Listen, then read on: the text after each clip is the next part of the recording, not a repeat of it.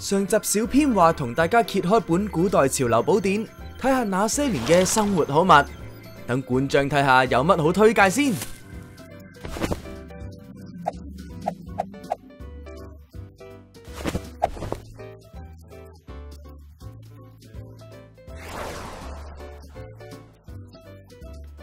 咁不如就講下衣服先啦。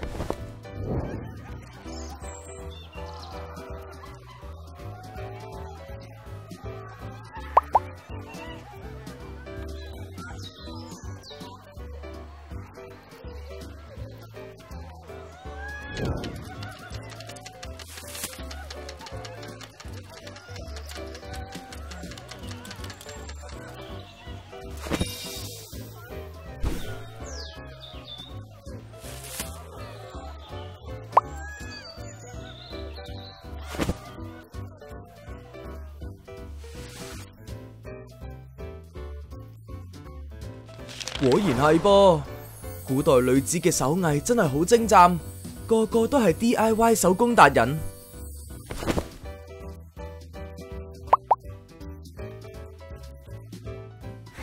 我知道中國嘅蘇繡係揚名海外嘅頂級工藝，就好似出身蘇州刺繡世家嘅沈關關，佢可以做到以針線代替畫筆，繡出非凡作品。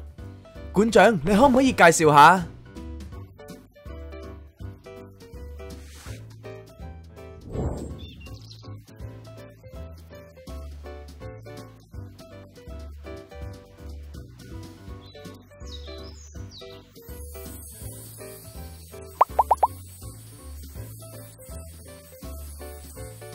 講開刺繡大師，一定要提針神沈繡啦。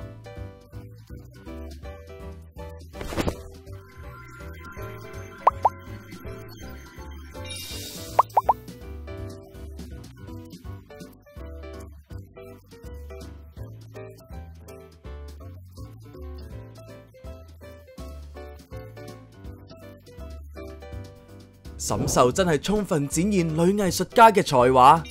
好嘅嘢唔在於金錢價值，最重要係心意。相信唔少爸爸媽媽都收過仔女畫嘅生日卡，無論佢畫成點，你都會珍而重之，就好似名畫咁。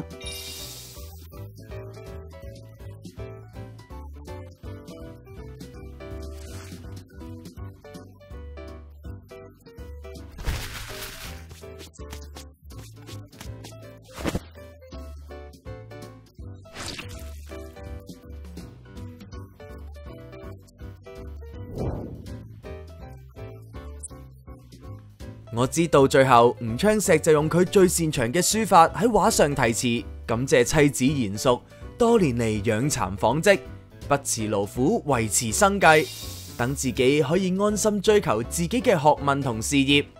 估唔到幾幅作品就俾觀眾窺探到古代女性嘅才藝同埋幸福滿瀉嘅生活。